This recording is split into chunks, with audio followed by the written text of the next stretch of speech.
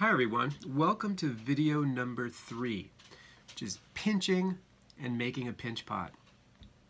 Today we're going to kind of review like the basics of the most fundamental hand building technique called pinching.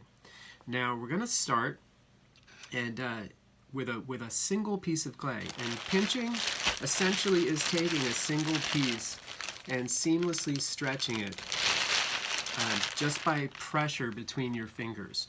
So this is just a small piece of clay, and pinching is, in its most fundamental way, just taking your fingers, your thumb and the pads of your kind of index finger and middle finger, and just kind of stretching and expanding it, and you can kind of pinch in any direction at any time.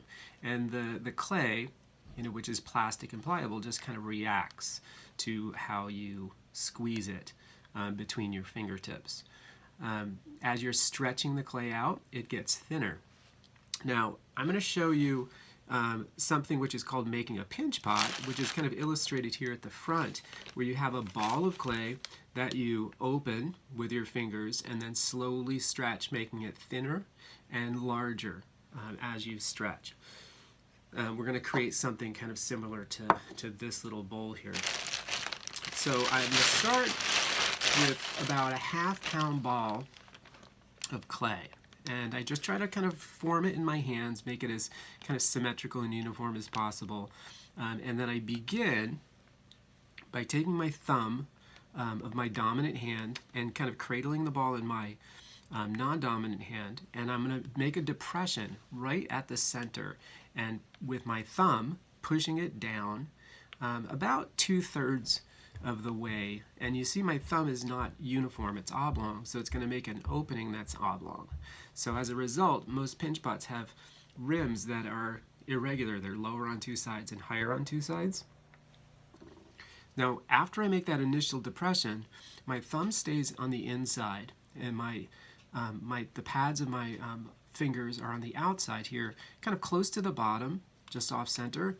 And I slowly start to pinch between my thumb and the pads of these fingers, and I can feel the clay expanding and stretching.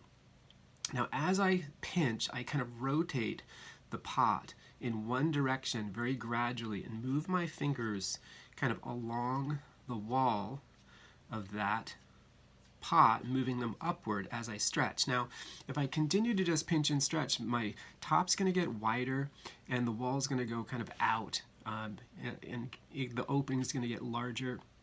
But if I wanted my wall to go more vertically, more in an upward direction, I have to pinch towards the center. So imagine that there's a line running through the middle of your pot, and the thumb on the inside, as you pinch, is going to be kind of almost pulling towards that center point, right? So you can feel the wall just moving more vertically when you do this as you pinch and stretch. As you pull towards the center. See, it's already getting deeper. The opening isn't getting wider at this point.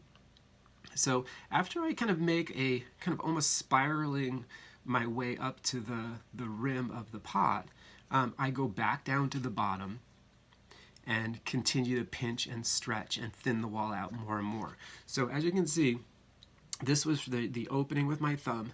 This is once around, and the wall's still relatively thick but even.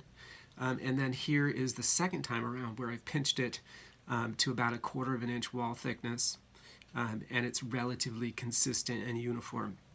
Now, if you want to, and I'm going to jump to something quickly, if you want to add a kind of pinched foot like this pot here has, what you need to do is, before you get too thin at the base, in terms of your wall thickness, and right now I have still quite a bit of thickness, I can kind of take my thumb into the bottom and almost make another pinch pot here at the base, where I make a depression, right,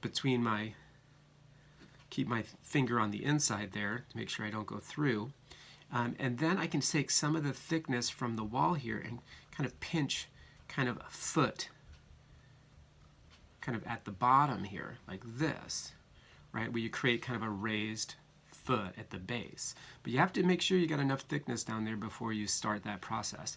And then once your foot is pinched at the base, then you can go back and continue to thin out and stretch the walls in kind of an upward direction. Now, one thing that can start to happen when you're doing a pinch pot is the clay itself, the particles can kind of stretch apart, and you can start to notice cracking in the surface of the clay. If you do notice that, you notice I have water here in a small container. I dip my fingertips just in water, just so that I can get the moisture where I need it. I don't want to soak the whole thing down. I don't want to spray the whole thing down because the clay will get too soft and it won't want to stand up on its own. See, this stands up nicely, supports itself. And if it gets too wet, it's going to be really floppy and it's not going to want to support itself. So only kind of the fingertips, only where you need it. The rim is kind of where you see cracking occur mostly, and try to deal with that sooner than later. As soon as you see it happening, you can use your fingernail, or you can take a wood shaping tool like this, and you can start to kind of push the particles back together again. So moving the wall back and forth at the area that you see cracks, add a little bit of moisture just to where you see cracks occurring, and you can kind of heal them up before through compression, because it's the opposite of the expansion when you're pinching and stretching the clay and you're pulling those particles apart. So continue, and if you want to really refine and smooth out the rim of your pinch pot, wait till it kind of firms up a bit and gets a little stiffer, and then you could take like a fettling knife and kind of trim it and make it kind of nice and even across the top. Some people like to keep that irregular rim on something like a pinch pot because it's kind of the language of a pinch pot, but some people like uniformity and precision and will kind of go back in and trim it. But don't try to do it when the clay is this moist because the clay will just kind of tear and it moves really easily. But if you let it firm up, it'll hold its shape and you'll be able to cut through it cleanly. Thank you.